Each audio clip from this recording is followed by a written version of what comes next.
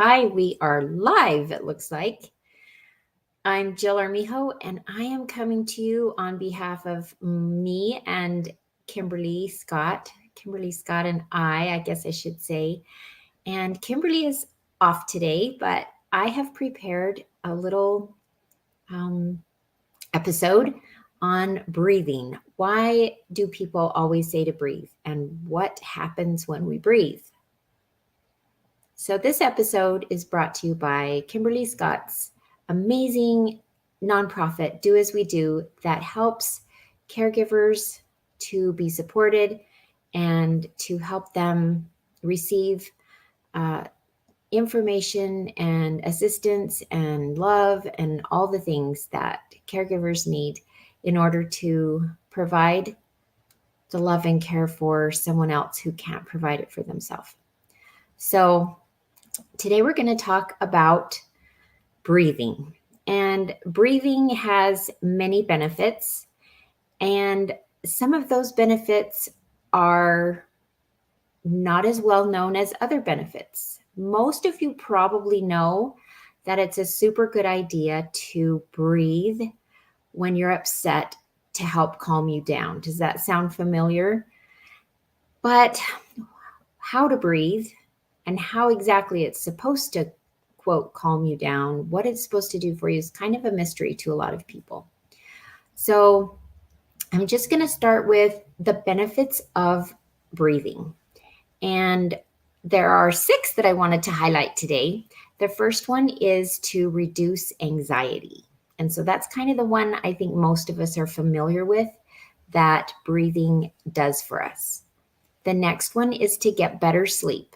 And probably most of you have heard that it's helpful sometimes for a lot of people to do a certain breathing pattern or routine, if they're having trouble sleeping or every time they go to bed, to help them with a routine that helps them to get to sleep. And then we're going to talk about how deep breathing can actually benefit and improve your health. We're going to talk about how breathing can help you lose weight and how breathing is fabulous for nurturing great relationships. And last of all, how breathing is so key for your emotional self-care. So back to the beginning, how does breathing help you reduce anxiety? Breathing through your nose, in yoga they teach, and other exercise and mindfulness practices, religious practices, spiritual practices, breathing in through your nose and then out through your nose for a few second count each, keeping your mouth closed, gathers your energy and focuses it and allows your nervous system to calm down and relax. And so this is the main reason that breathing helps you to reduce anxiety. So I'm just going to demonstrate each of these breathing techniques as we go through, and you are certainly welcome to do them with me. So when I feel tense or anxious or go into that little panic thing, my heart rate starts to increase and I look for some chocolate.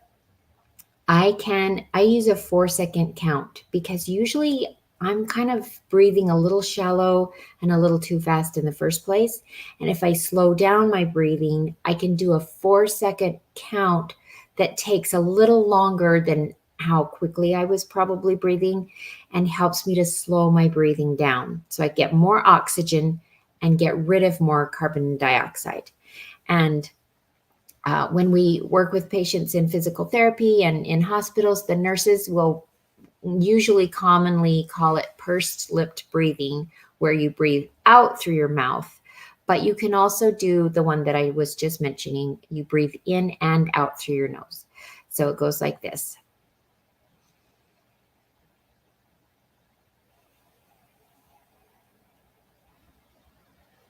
Okay, so for me, that was 4 seconds.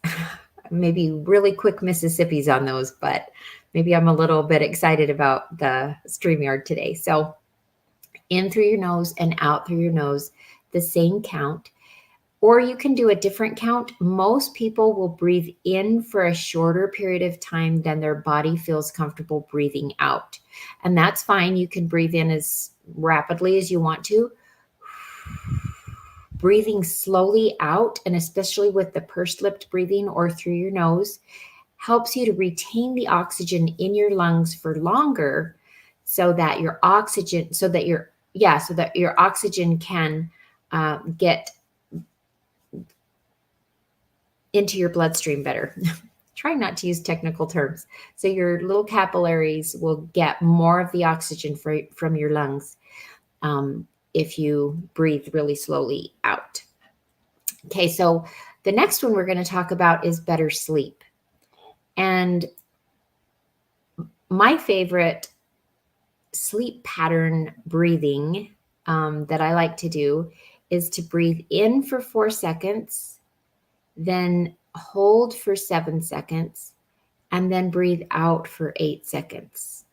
And this helps not only to reduce anxiety, but also to completely relax your body. I usually do about 4 or 5 cycles of this, and then I feel a little sleepy.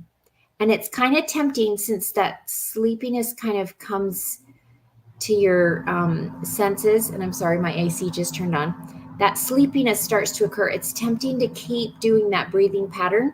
But at that point, as soon as you start to feel that kind of like your body's relaxing, quit with the breathing and just go with whatever feels good, and you will fall asleep right away.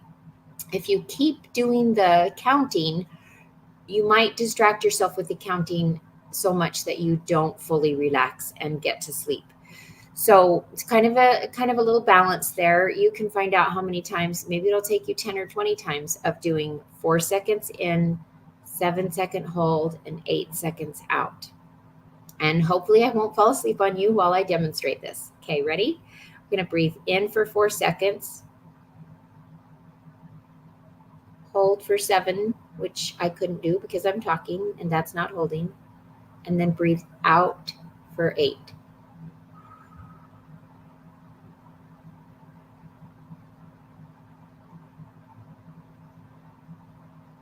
Oh boy, that feels so good. So that is a beautiful number of seconds for a routine for going to sleep. Okay. The next part that we're going to talk about is improved health. So when we exercise, we want to really concentrate on our breathing, because many of us tend to hold our breath when we're going to lift a weight. We hold our breath, do this, and then breathe out at the end. And it's much better for your physical fitness if you breathe regularly during your exercises, and it helps you to slow down with your exercises too. And if you're breathing when you're doing something really aerobic, like doing a dancing class or running or biking or rowing or something really aerobic, it's so important to have a regular rhythm of breathing in and out. How many of you have ever had a side stitch when you're running?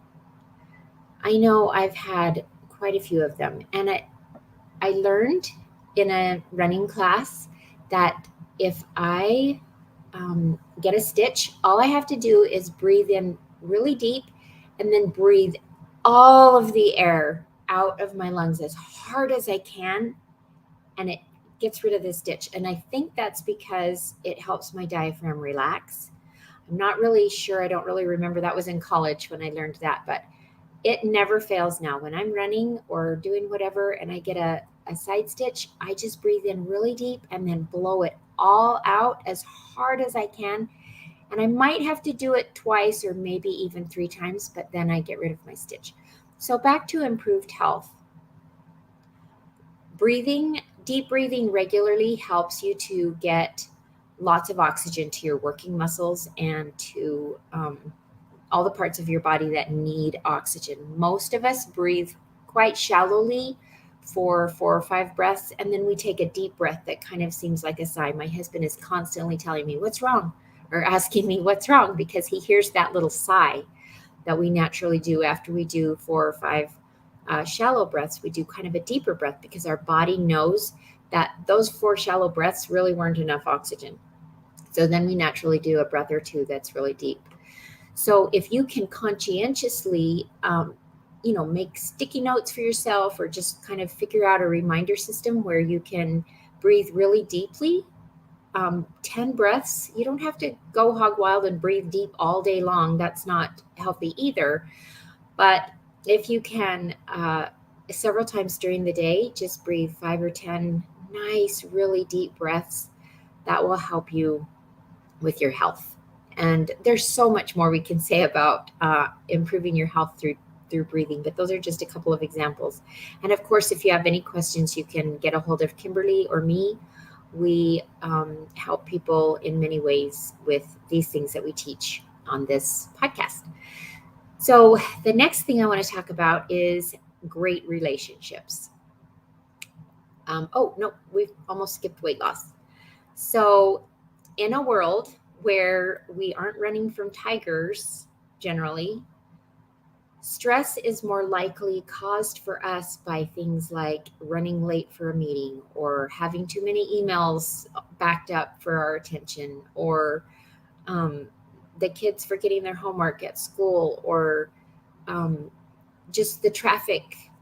Things like that build up this stress and adrenaline in our bodies, in our bloodstream, and it causes us to recruit more sugar that's in storage from our liver and our muscles in the form of glycogen. It turns it into glucose and sticks it in our bloodstream. And then we've got all this sugar in our bloodstream that we're not processing because we're sitting on our butts usually, or we're not really active enough to process it quickly. So that can cause weight gain. And conversely, processing that stress, that adrenaline, and that sugar through deep breathing can help our bodies to stop producing the adrenaline and to process that sugar, and to not recruit more and more sugar from our stores, so that we can actually lose weight. And that's pretty fabulous. When I learned about that, it did help me to lose some weight. And I'm sure this is different for everyone. I'm not a medical doctor, so if you need to lose weight, be sure and talk to your medical doctor about the best way to do that, because deep breathing all by itself probably isn't going to do the trick. But it certainly can be super helpful in helping you to process blood sugar and reduce insulin resistance. Okay, so the next one is saving your relationships, or developing a relationship, or just nurturing a relationship, so that you maintain compatibility with whoever you love, all the people you love, or just the people you work with that you need to and want to feel better when you're around, and have more authentic, more intimate sharing relationships in whatever capacity that you desire. So the truth is that taking a deep breath, instead of reacting too quickly to an unkind word or a suspected insult, like a lot of times it's just our thoughts. We insult ourselves because we think, oh, what did they mean by that, kind of a thing. But if you take a breath, instead of reacting too quickly to a comment or behavior of someone else, it can prevent you from doing rash things or saying things you really don't mean, or maybe you do mean it in the moment, but later you're like, maybe I didn't really want to say that. So the trick with this one, the breathing technique, all you do is you breathe, you just count to 10 while you breathe slowly. So it doesn't matter really the seconds that you're counting of your breath, but just count to 10. You've probably heard this a gazillion times, and it's kind of cliche, and people talk about it all the time because it's amazing. So believe it. So if you count to 10 You can either breathe in for 10 counts and out for 10 counts, or you can breathe in one and out one, in two and out two, whatever it is that helps to calm you and to refocus your brain to the relationship that you really want to achieve and to nurture, then that will be instrumental in helping you to develop that fabulous relationship.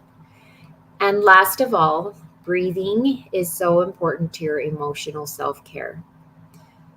Self care is usually centered around physical activities. We think of self care as things like bubble baths and eating lunch with a friend, getting your nails done, taking time out, exercising, going on a trip to the beach, all those things. Those are all physical ways of taking good care of yourself, getting away um, from the responsibilities of caring for your loved ones so that you can get a break, right? And that is wonderful self care, and there's nothing wrong with that. But if you are dealing with thoughts and emotions that make you feel guilty when you do those things or prevent you from following through on making plans to do those wonderful self care things, then you are struggling with your emotional self care. And I believe that emotional health is foundational for being able to follow through with the self care that we know we need. And some of us actually don't even know what we need or what we want because we've been so harsh with ourselves that we've kind of gone into hiding, and our brain just does not even know what would make us happy anymore. If you are someone who has been critical of yourself and maybe judgmental of yourself and others, breathing any of these techniques for reducing anxiety, getting better sleep, improving your health, processing all that adrenaline, weight loss, and counting to 10, all of those techniques can help you to notice the thoughts you're having and understanding why those emotions are boiling up for you, those emotions like guilt or frustration or uncertainty that are preventing you from taking good care of yourself. Breathing deeply and doing these exercises can slow things down, give you a chance to, without judgment, notice your thoughts. And this is so vital to preventing caregiver burnout and compassion fatigue and helping you to live a long and healthy life so that you can be there for your loved one. So that is it for my presentation today. And I actually had a cute little slideshow. So maybe Kimberly will help me put this slideshow somewhere so that you can see it if you're watching this on the replay. I'm sorry I could not figure out how to upload it. I don't know why, because I have uploaded slideshows before, but StreamYard, Zoom, they all changed their things, and maybe I just forgot. Maybe I needed to breathe deep and I was in a hurry. Yeah. Okay. So I'm really happy to be here with you today, and I hope that you have a wonderful Labor Day weekend. For those of you watching the replay, I'm doing this on September 2nd in 2022, and it's just in time for Labor Day. So traffic's really crazy out there. Do some deep breathing. Love you. Bye.